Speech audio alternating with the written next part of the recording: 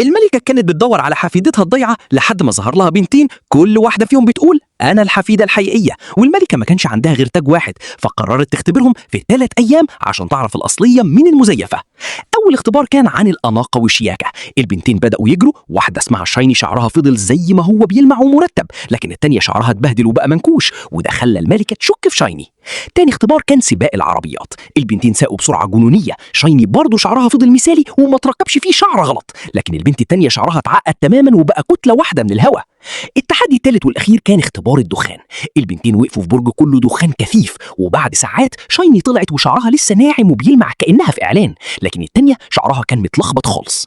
الملكة افتكرت حاجة من الماضي، إن حفيدتها وهي صغيرة كان شعرها دايما بيتعقد ويتكعبل بسهولة، ولما راحت لدكتور قال لها إن ده علاج خاص وطبيعة شعر مش بتتصلح بالساهل. هنا الملكة عرفت إن شايني مزيفة ولابسة باروكة، عشان كده شعرها مش بيتأثر، وإن البنت اللي شعرها منكوش هي حفيدتها الحقيقية، وبالفعل استلمت الورث وكمان كسبت قلب حبيبها الوسيم. متنساش تصلي على النبي وتعمل لايك واشتراك.